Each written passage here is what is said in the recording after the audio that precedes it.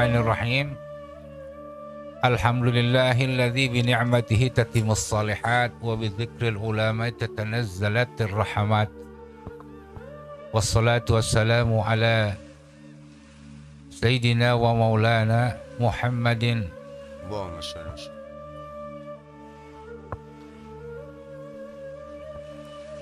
khatamil anbiya wal mursalin wa ala alihi wa sahbihi ajma'in. Amma ba'du. Para asatiz, para asatizat, para ahbab, para tamu, hadirin dan hadirat yang dimuliakan Allah Subhanahu wa taala. Alhamdulillah wa syukurillah.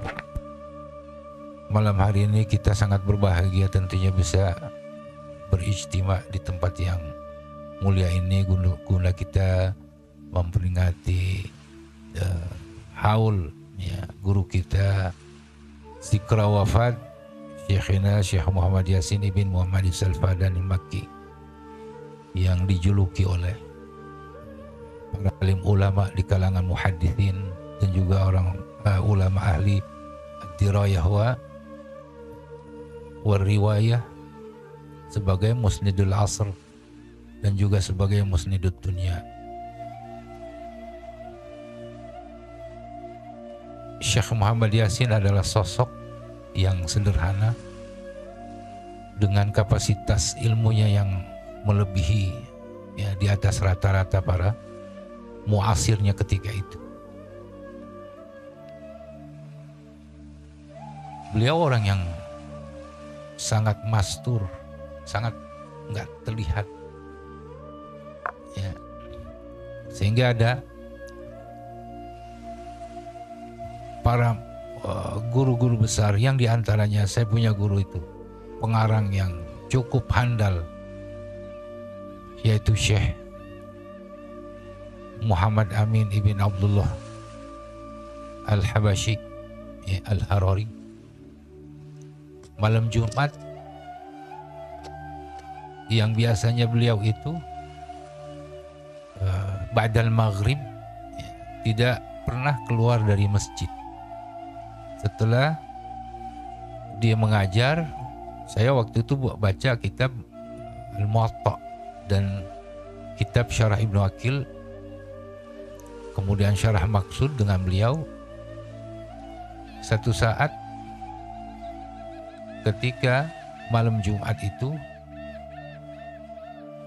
beliau justru ba'dal maghrib yang biasanya sholat awabin lalu tawaf, kemudian sampai selesai tawaf itu biasanya dia di multazam sampai isya ya, kurang lebih sampai 1 jam lah dia doa di multazam. Tapi malam Jumat ketika itu habis ngajar langsung dia ngajak ke tempat Syekh Yasin. Ini untuk memperlihatkan bahwa Syekh Yasin itu bukan siapa-siapa. Kalau sekarang Masya Allah ya, kalau orang gitu mungkin subscribe-nya bisa 100 jutaan. Tapi ini sama sekali orang nggak pernah mengira kalau ini seorang alim yang luar biasa. Saya berangkat naik taksi berdua sampai di rumahnya, kemudian saya beri salam, langsung dibuka pintu. Itu langsung Syekh yang buka pintu. Ya, Syekh Yasin masuk langsung ke dalam, siap menyiapkan minuman. Jadi tabiatnya Syekh Yasin itu kalau nggak ada siapa-siapa ya dia yang layanin sendiri. Maka dia satu bangganya itu mengatakan khadimul qaumi sayyidul qaumi khadimuhum. Jadi benar-benar nggak ada jarak. Pas begitu datang masuk ke kamar tamu, kayak di sini tempat khususnya Gus Yai Nafis, masuk. Lagi beresin termos sama pinjan. Kalau sana pinjannya kecil-kecil, jadi pakai kain kotak-kotak hitam, hanya pakai kaos dan peci putihnya juga udah kumel. Ya, Muhammad mengatakan, Syekh mana? Lagi di dalam lagi. Dari itu Syekh. Ya, enak Syekh Ahmad. Bali Najwa. Udah. Kayaknya bener aja gitu saya ngomong ya, padahal saya bercanda itu. Enggak lama. Habis salaman. Dia masuk lagi ke dalam. Entah bagaimana dia pakai apa. Masuk ke dalam itu dia pakai baju yang cakep, yang bagus, pakai gutra. Berarti yang datang ini bukan orang yang sembarangan juga. Artinya dihormatin kan gitu ya. Lawan dicubit. Ente tik balik ya. Gitu. Dia bilang ente nggak kenal. Ini Anda bilang ini Syekh Yasin. Udah. Nah, jadi apa sosok yang seakan-akan orang yang biasa-biasa saja. Kalau orang yang belum mengenal beliau. Sehingga kita ini sebagai muridnya itu ya juga biasa-biasa aja, nggak ada yang istimewa gitu. Kalau orang gurunya orang hebat, pasti anak murid juga kan hebat juga ngikut gitu ya. Tapi enggak. Itu yang dibiasakan oleh Syekh Yasin itu tidak terlihat formal sekali, tetapi ketika di kalangan para ahli ilmu ini baru kelihatan dia memberikan ruang untuk mentakzimkan ilmu itu. Beliau dari kecil ini memang sudah membiasakan khidmah sama orang tua dari kecil. Kala waktu itu memang sangat susah. Tapi qadarullah, memang Allah sudah menentukan ya orang ini memiliki himmah yang begitu tinggi. Himmah yang begitu tinggi di dalam menuntut ilmu. Dan untungnya pada saat itu dengan himmahnya begitu tinggi masih banyak orang-orang yang luar biasa. Luar biasa di dalam berbagai macam keilmuannya. Ada orang yang ahli hadis, ada yang ahli fikih, ada yang ahli tasawuf, ada yang ahli lughah. Semua itu masih komplit. Ada yang ahli falak. Jadi rata. Ya, nggak ada universitasnya ketika itu. Belum ada universitas. Tapi dengan himmah itu satu persatu dari orang-orang yang ahli dia ambil semua. Tidak ada satupun orang-orang yang kaliber ya, yang punya kelas kaliber tinggi itu, melainkan dia ambil ilmunya, dia baca sampai tuntas. Ini kan itu artinya dorongan gitu ya, motivasi. Kalau kita lihat terjemahannya di dalam berbagai macam kitab-kitab yang dikarang oleh beliau, seperti di dalam kitab usul at-tafsir fi usul tafsir itu banyak. Sampai salah seorang syekh dari Yaman namanya Syekh Iwad Al-Mankish itu dia bikin syair ya buat Syekh Yasin untuk mengungkapkan rasa takjub beliau itu kepada sosok Syekh Yasin. Syekh Yasin itu bukan orang yang super power, orang susah, orang tuanya itu dagang sayuran. Dia habis sholat tahajud, sebelum subuh dia udah menyiapkan bantu bapaknya ke pasar. Malam dia muzakarah. Siang dia pagi-pagi dia udah sekolah. Kemudian habis sekolah dia ngajar. Dia sekolah tuh tapi sudah bisa ngajar. Itu orang dulu begitu. Ya. Setelah dia keluar dari madrasah itu lebih giat lagi. Sudah bisa mengarang. Dan setelah itu dia dapat kesempatan untuk ngajar di Masjidil Haram. Jadi dia nggak ada tempat melainkan dia muzakarah atau mengajar. Itu saya begitu. Pada satu saat kami ini waktu di Darul Ulum bikin tur ilmiah ke pantai. Itu di Syari Jizan arah ke Yaman di pinggir laut malam-malam itu untuk apa? Untuk melihat bintang yang bisa menentukan arah kiblat. Karena dia ahli di dalam ilmu falak. Ya. Jadi tidak ada perjalanan itu kecuali dengan dia memberikan ilmu falak, ya. Kemudian ilmu hadis. Banyak sekali hikmah-hikmah yang begitu besar yang dituangkan oleh Fadilah Al-Maghfurlah Syekh Muhammad Yasin bin Muhammad Al-Fadani kepada para murid-muridnya. Enggak sayang. Dan tidak mengenal jarak yang senior sama yang junior sama. Jadi saya itu dulu dianggap paling junior. Karena saya masuk tahun 76 dengan beliau itu umur saya baru 16-17 tahun. Ya. Muridnya itu yang diantara Syekh Mukhtaruddin Palembang, Syekh Ahmad Damanhuri. Mereka udah sepuh, udah putih-putih jenggotnya. Tapi sama, bisa ngobrol bersama, memberikan faedah itu ya sama, nggak ada yang dilebihin. Gitu. Jadi di samping dia tuh selalu memberikan motivasi. Untuk apa? Untuk mencari guru.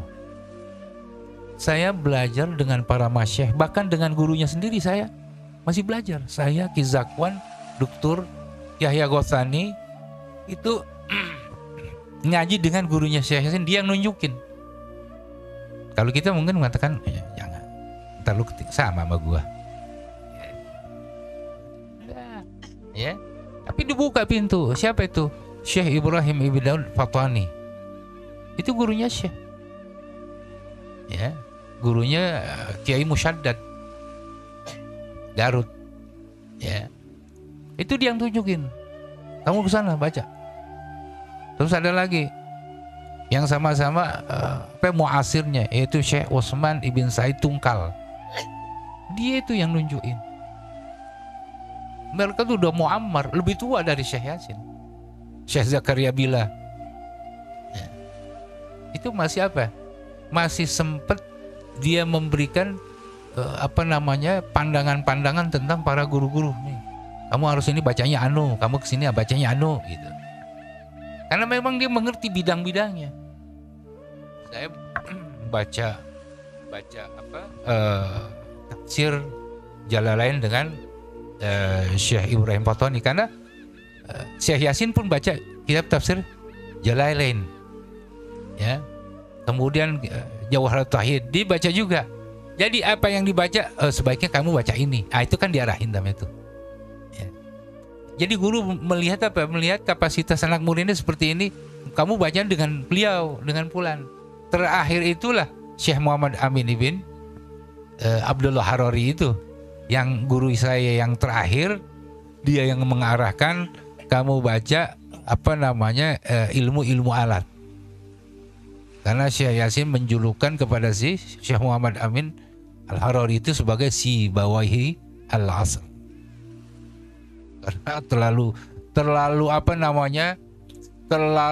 mateng di dalam ilmu alatnya. Coba kalau dia lihat di beberapa syarah kitab dia itu. Kalau urusan i'rab mengi'rab selesai sudah. Dan beliau itu hafal kitab Fathul Jawad. Fiqh. Kata orang yang paling susah siapa? Sebenarnya yang paling susah itu Fathul Jawad. Karena apa? Banyak masyayikh itu kurang begitu sanggup untuk mensyarahkan kitab Fathul Jawab itu di dalam fikih Syafi'i. Jadi dia punya syarah tapi nggak kecetak. Kenapa? Ketika beliau mensyarahkan kitab itu di Ethiopia, beliau itu dibakar kitabnya oleh penguasa ketika itu, orang-orang komunis. Istrinya dibunuh, anaknya dibunuh. Cuman beliau yang selamat. Dan itu nggak ada yang tahu. Antara saya dengan beliau aja yang udah nggak pernah cerita. Itu Syekh Yasin itu memberikan atensinya agar supaya saya itu belajar dengan beliau. Akhirnya bukan hanya sekedar ilmu alat, tetapi beliau juga alim di dalam ilmu hadis, alim di dalam tafsir. Hadis itu Ibnu Majah itu berapa, Gus Yai Nafis itu udah dikasih tuh. Dia udah punya dia tuh Ibnu Majah. Ada 30 ya, Yai. 30 jilid disarahin. Iya, Gus Yai Nafis ini sempat ketemu, datang ke rumahnya. Sempat didoain juga. Saya terakhir tahun 2018 ketemu dengan beliau, setelah itu dia wafat. Dan itu saya hanya ketemu di jalan, karena dia takut ya diawasin, ya kan gitu, orang Wahabi kan begitu jeleknya tuh. Ya, ada orang alim nggak boleh dideketin. Tapi kalau orang rusak nggak apa-apa. Itu Wahabi di sana sekarang begitu. Kenyataannya saya sama Yai kemarin, Yai Nafis haji, sulit ketemu para masyayikh. Di Madinah, Habib Zain Smith, 5 menit, nggak berani lama-lama dia. Ya. Dan itu udah udah menjadi hal yang sangat memprihatinkan. Begitu juga di Mekah ketika saya udah diminta oleh Yai Nafis untuk ketemu dengan Said Ahmad ya, Yai. Sono kemari enggak, akhirnya Syekh Zakaria mengatakan kita tidak bisa ketemu dengan beliau gitu. Padahal yang lain ada yang ketemu. Teman kita itu Kiai Afifuddin Dimyati ketemu, habis ketemu dia datang ke hotel saya. Nah, ini Syekh Muhammad Yasin, tidaklah ada satu kitab yang dibaca oleh gurunya, melainkan dia mengarang kitab itu sendiri. Coba semua. Kitab usul, kitab qawaidul fiqh, kitab tafsir, kitab faraid, ya, usul fikih, usul tafsir, kitab falak, kitab hadis. Tidak ada satu kitab yang dibaca oleh gurunya, melainkan dia mengarang dan lebih unggul dari gurunya. Nah, itu dia. Itu ada kisah Syekh Yahya Aman. Ya, Syekh Yahya Aman dia Hanafi. Mazhabnya Hanafi. Guru dia di mana? Di Salatiyah. Dia baca kitab usul fiqh. Baca kitab usul fiqh di Salatiyah dan di Masjidil Haram dengan Syekh Yahya Aman. Ngarang nih Syekh Yahya Aman kitab usul fiqh. Syekh Yasin bikin juga kitab usul. Begitu dia mengarang kitab usul kemudian di orbit, ini kitab gurunya nggak laku. Itu ada di Tarojim itu. Dia Dr. Mahmud itu bikin Tarojim tentang Syekh Yahya Aman dengan Syekh Yasin. Itu para masyayikh dengar bahwa ini kenapa kok kitabnya Syekh Yahya Aman ini nggak masih banyak stoknya, sedangkan Syekh Yasin itu udah 2 kali tobat katanya, orang masih minta. Kedengeran sampailah ke kupingnya Syekh Yasin. Dia minta dari toko kitab itu untuk apa? Untuk menghentikan penjualan, dipulangin duitnya.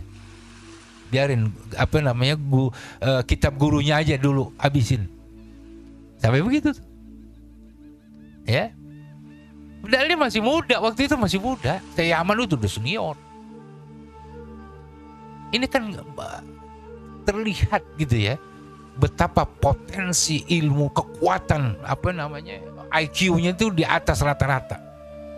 Cuma sayang, turos yang paling mahal di muka bumi ini yang dikarang itu kitab Syarah Abu Daud.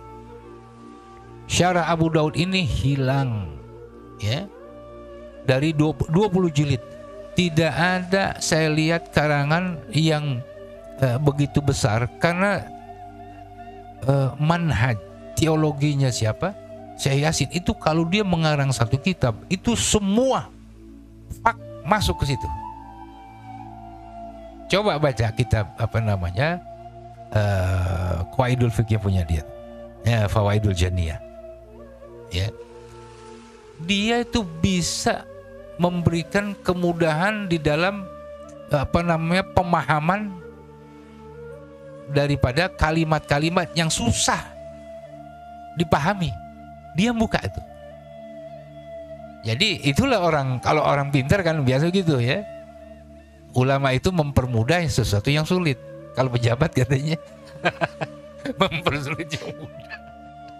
Itu ulama selalu memecahkan perkara-perkara yang rumit. Makanya itu sampai sekarang kitab Fawaidul Janiyah itu sangat diminati di pesantren-pesantren. Ya, sampai pernah dicetak di Maroko saya lihat. Yang terakhir Habib siapa? Al-Attas yang di Depok itu dia pernah. Abu Bakar Al-Attas pernah mencetak. Jadi itulah saudara-saudara. Dan kenangan itu sangat begitu indah dengan beliau, ya. Umurnya sudah cukup tua muammar, tetapi nggak pernah surut untuk menuntut ilmu. Kalau dia ketika itu dia udah dikasih gelar sama Said Abdullah itu sebagai musnidud dunia, tapi dia masih mendatangkan guru-guru, datang guru ngaji. Saya datang ke Syekh Habib Balkhojah, itu dia dulu menjadi rais di Rabithah Alami Majma'ul Fiqh. Datang saya ke rumah di Jeddah, diantar sama Syekh, dituntun, ayo ngaji ke sana. Terus yang keduanya di Jeddah itu ngaji dengan Syekh Muhammad Hayatullah Sumbahli, muammar, umur 106 tahun. Dia udah nggak bisa jalan, jadi pakai tandu kayak Jenderal Sudirman, anaknya yang ngotong. Datang tempatnya Syekh Yasin, ya, ditandu sama anaknya, depan satu, belakang satu. Jauh. Nah ini kan kedua-duanya kalau kita lihat 106 tahun datang kepada yang muda. Yang satu yang muda datang ke sono, ke Jeddah nih, jauhan lagi ya. Ke Jeddah itu rumahnya. Sehingga apa?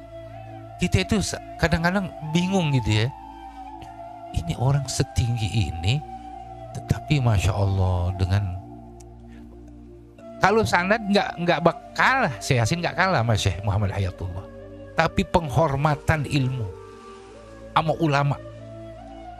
Karena pertama kali Syekh Muhammad Hayatullah yang datang ke rumahnya Syekh Yasin. Keduanya ya gayung bersambut, datang kita. Itu kurang lebih sekitar 6 kita pakai 6 mobil waktu itu, ramai penuh rumahnya. Kita bikin majlis, masih ada saya foto itu, masih ada fotonya waktu kita sama-sama ke beliau. Insya Allah itu Syekh Yasin gak pernah surut memberikan dorongan, apalagi kepada orang-orang Indonesia. Ya kalau di Nusantara banget, ya. Cuman bukan NKRI harga mati dia. Kalau dia orang Nusantara banget udah. Perhatiannya terhadap ulama-ulama Indonesia dan juga banyak kekecewaannya. Nah inilah timbullah ilmu riwayat. Kenapa? Karena kecewa dengan ulama-ulama kita yang nggak begitu ada ihtimam, nggak gitu mentingin ilmu riwayat. Padahal Indonesia ketika itu ulama-ulama yang didatengin itu ulama-ulama luar biasa. Yang mereka itu dulu belajar di Mekah, tapi sayang mereka itu tidak mencatat tentang ilmu-ilmu riwayat yang diambil oleh dari gurunya. Nah itu. Tapi qadarullah, Allah itu memberikan anugerah. Saya diperintahkan membersihkan rumahnya itu di satah-satah itu, di atas rumah paling atas sekali. Entah isyarat seperti apa, kenapa dia suruh membersihkan rumah? Gak pernah, biasanya bodo amat ya, rumah mau kotor masa bodoh, dia nggak mikirin yang begitu. Nah pas saya lagi membersihin rumah tersebut, ketemulah kardus besar ukuran 1,5 meter kali 1 meter. Ternyata di situ harta karun. Itu udah kotoran kucing Pak Haji Zaini. Nilainya puluhan miliar itu. Ternyata itulah makhtut manuskripnya Syekh Yasin. Itu saya makanya disuruh saya karena masih muda gitu ya, masih kuat tenaganya. nggak dikasih yang lain. Saya bersihin, tapi dalam insting saya agak nakal gitu. Saya bilang ini nggak mungkin di dalam kartun ini sesuatu yang nggak ada harganya nih. Dia ngapain ngumpulin catatan bekas ngajar, nggak mungkin kan? Kayaknya ini ada sesuatu yang cukup cukup berharga nih, besar sekali. Saya cari karton sebagai salinannya. Saya masih ingat karton itu Marlboro, karton rokok waktu itu, Marlboro besar. Saya pindahin, saya bersihin, saya sapuin, pindahin, rapi semua. Jadi kurang lebih ada tiga susun. Bukunya kecil-kecil. Kalau kita sih buku tulis. Ya, buku tulis yang 30 lembar. Jadi 60 halaman. Karena saya dulu juga belajar Darul Ulum itu pakai saya ingat begitu, kurasa kalau gitu bilang tuh. Ya, kurasa yang 30 lembar. Ternyata benar, nggak salah. Saya ambil satu, saya serahkan. Ini CD apa nih? Dia agak takjub. Mungkin udah lama dicari, nggak, cuma dipikirin di mana gitu ya kartonnya. Akhirnya apa? Disuruh bersihin, turunin ke bawah, masukin ke perpustakaan khusus. Ya, sekarang kitab-kitabnya udah di tempatnya Gus Yai Daniel Hafiz, udah dia bawa kemari semua. Cuman bukan manuskripnya, ya maktabah biasa saja, kitab yang ada di situ. Nah, disitulah saya lihat ada syarah Abu Daud. Cuma tidak ada jilid yang pertama dan jilid 16. Waktu itu cari nggak ada, ya udah dah biarin, taruh aja di dalam sana gitu ya. Nah, jadi ilmu-ilmu riwayat itu sudah dibuat di dalam yang ada di dalam karton itu. Ada Sahabat Kusbari, ada Matman Wujudan, ada Iqdul Farid yang sampai sekarang belum ketemu nih, yang bagian ijazahnya ya. Yang ada cuman Kismu Musalsalat itu, yang itu yang dibaca di Darul Ulum dulu. Saya berpikir, seperti apa nih orang nulisnya, begitu rapi, tulisannya kecil, halamannya cukup banyak gitu kan. Lah ini 3 susun ini ukuran 1,5 meter kali 1 meter, itu kan banyak sekali. Jadi kalau saya lihat itu sudah bisa nyaris sampai 100 buku di dalamnya itu. Berarti komplit. Yang lain-lainnya cuman kitab Syarah Abu Daud itu yang kurang. Karena katanya dulu dia waktu dari Syamiyah pindah ke Utaybiyah, itu yang bawa itu orang-orang Hamal, orang Yaman, ya masa bodoh. Masukin aja. Kadang-kadang kan nggak diperhatikan ya. Tahu-tahu dianggap sampah, dibuang. Bisa aja seperti itu, buang. Makanya nggak ada, susah. Saya sampai istisyar lah, minta pendapat dengan Syekh Mahmud. Tapi kata siapa yang bisa nyambungin gitu ya. Kalau seandainya kurang, katakanlah jilid 1, jilid 16 tadi, kalau kurang siapa nih yang mau nutupin? Yang bisa sejalan pemikirannya ya dengan manhajnya Syekh Yasin, itu kan juga susah. Maunya orang yang memang sudah dekat dan sering baca, dia kemungkinan masih bisa. Jadi Syekh Yasin itu benar-benar produktif. Nulis sampai saya terakhir tahun 88 dia masih terus nulis. Cuman sayang tadi saya katakan banyak sekali yang belum terblow up dari kitab-kitab mereka. Itu sebagian kecil seujung kuku itu yang dari situlah hidup ilmu riwayat. Ya. Dari Syekh Yasin itulah hidup lagi ilmu riwayat ketika riwayat itu sudah mati suri. Kenapa? Dia melanglang buana nih ke Indonesia, tanya sono, tanya sini, siapa guru Anda, siapa si fulan, mana dia, nas ijazahnya, nggak ada semua. Maka itu deh hampir kecewa tuh. Saya berkali-kali saya dorong sini, saya bantu, saya taswid, nggak mampu ente. Begitu terus. Tapi pada akhirnya pun dilihat ada himmah dari orang-orang yang muda, maka itu diizinkan untuk kita mentaswid Kemudian tercetaklah sekarang tuh kitab-kitab yang cukup banyak di dalam ilmu riwayat. Itu cikal bakalnya. Dulu nggak ada majelis di tempatnya Syekh. Jadi bohong kalau ada orang mulazamah tahun 76 nggak ada majelis. Nggak ada, kecuali orang-orang khas seperti ulama dari mana nih, ya cari saja tabaruk. Jadi menjelang 79 itu baru. Karena kita udah di dalam, sering baca, tambah lagi. Akhirnya bikinlah majelis setiap malam Rabu. Waktu itu saya mulai dengan Kiai Zakwan membaca kitab Sahih Bukhari. Terus selanjutnya baca lagi kitab Al-Muwatta ketika Said Abdullah datang ke Mekah dengan Syekh Abdul Fattah Abdul Ghuddah. Dia tuh hadir ketika itu. Itu ulama-ulama yang luar biasa hadir ketika itu. Termasuk Said Muhammad Alawi, ya, Syekh Abdullah Lahji, Syekh Ismail itu datang waktu khataman tersebut. Ada masih fotonya itu. Masih ada dan suaranya satu-satunya yang waktu khataman Abu Daud. Itu yang lainnya gak ada suaranya tuh Syekh Yasin. Yang di video, yang di YouTube cuman itu saja satu-satunya. Ini kan menjadi orang yang langka. Sehingga memiliki riwayat yang luar biasa. Tidak ada ulama yang mendengar suaranya beliau ya di Mekah, melainkan dia harus mendatangi siapapun. Kenapa? Saya lihat riwayat di Hijaz, porosnya di Syekh Yasin. Riwayat di Hijaz, porosnya di Syekh Yasin. Kalau orang mengatakan saya punya sanad Ali, di mana orang tuh nanti ujung-ujungnya pasti ke Syekh As-Sayyid Abdul Hayy bin Muhammad ibn Abdul Kabir Ketan. Dia muasirnya siapa? Termasuk Salim Jindan. Ada nggak sekarang maulid Salim Jindan? Nggak ada. Ya.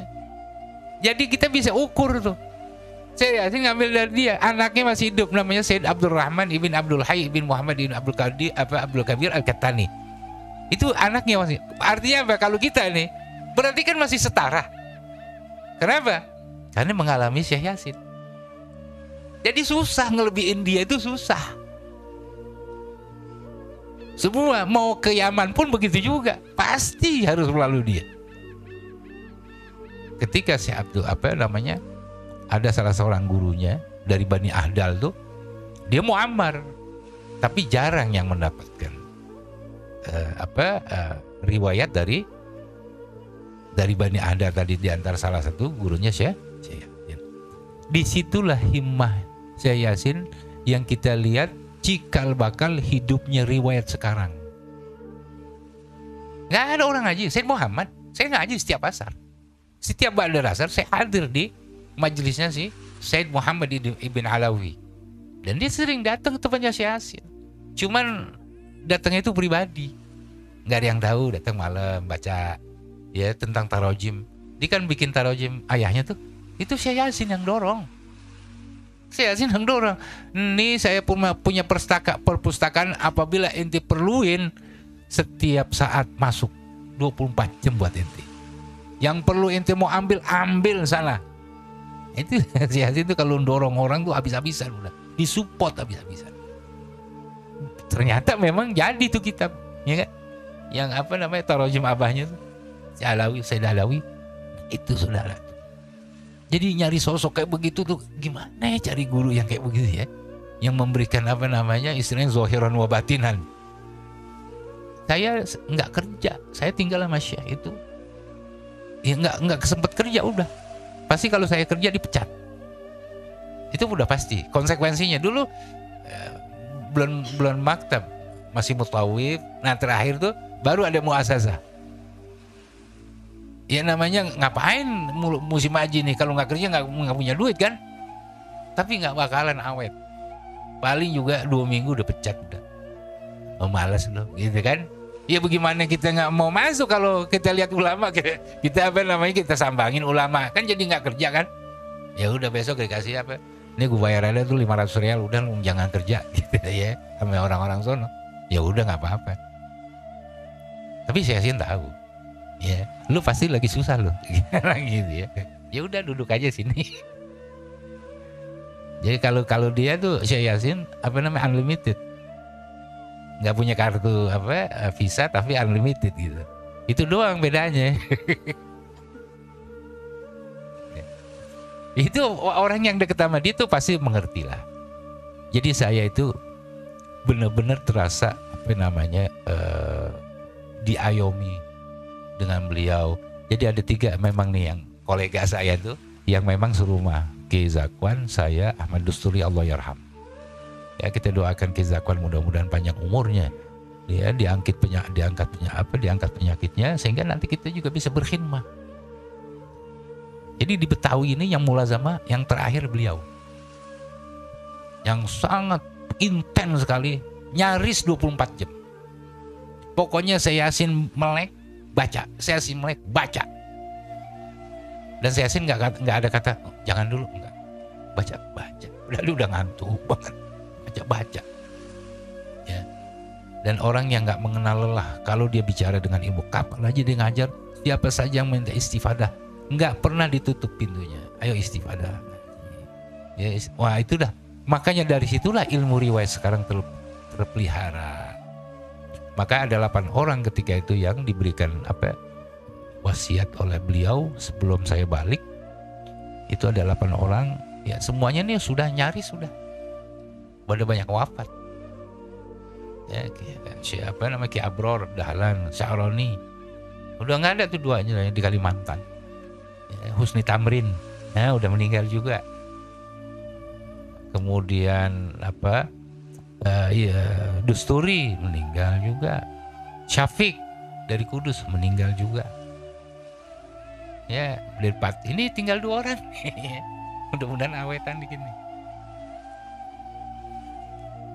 Jadi 8 orang itu terakhir didudukan di tempat ngajarnya dia.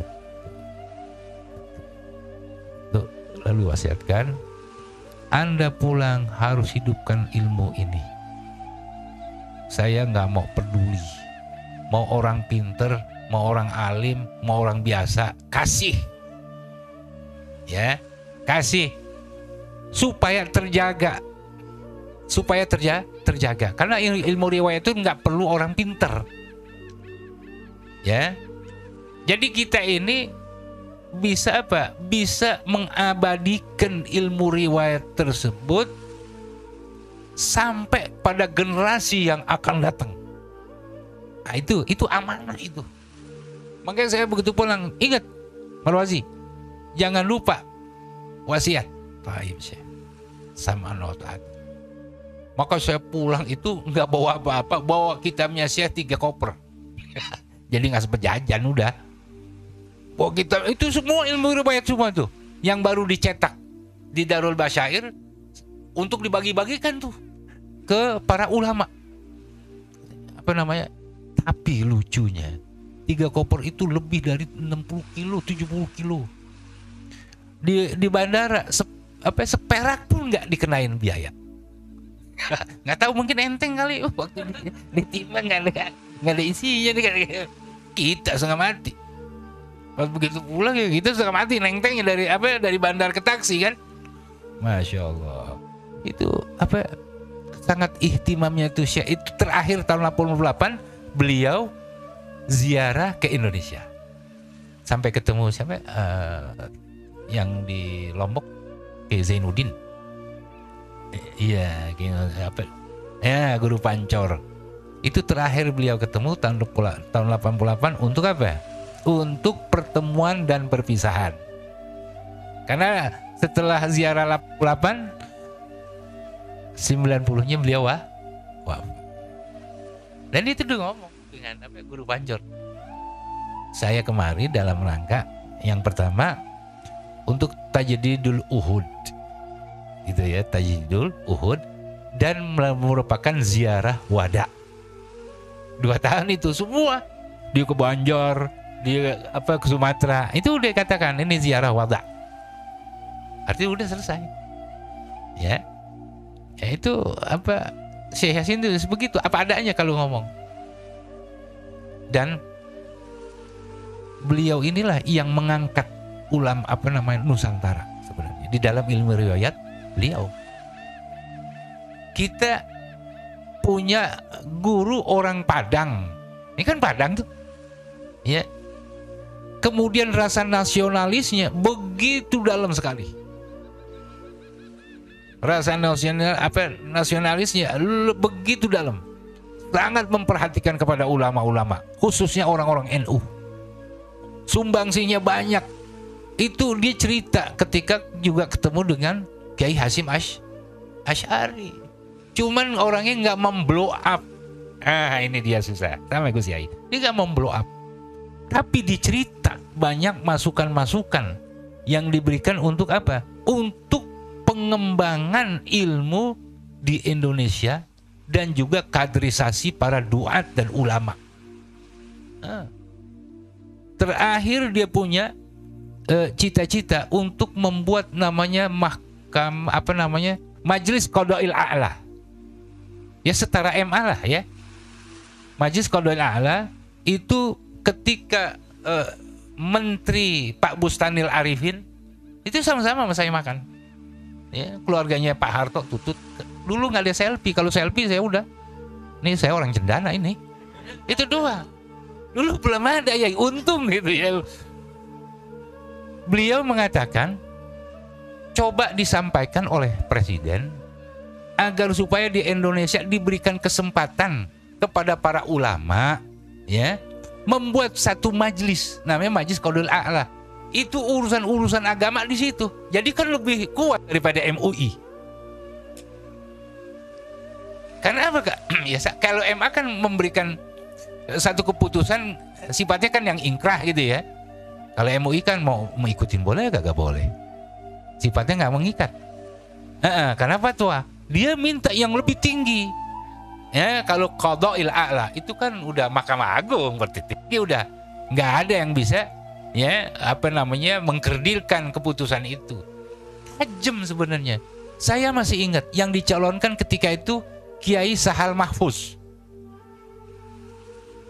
Iya, saya masih ingat itu. Kiai Sahal Mahfuz. Dan ada beberapa di antara namanya itu juga termasuk Kiai Hamid Perpanjang. Dia bisa mengukur siapa yang pantas untuk duduk ya di majelis tersebut. Tapi sayang tidak mendapatkan restu rupanya. Takut nanti ada lembaga lembaga MA, ada Qada'il A'la kan gitu ya. Ya nggak berjalan. Artinya kan dia sudah coba membuka wacana agar satu majelis bisa mengakomodir permasalahan yang terjadi di tengah-tengah umat Islam ya. Nah ini sekelumit daripada kenangan-kenangan yang sebenarnya nggak bakal habis lah 4 malam kalau saya mau cerita tentang kenangan terlalu luas.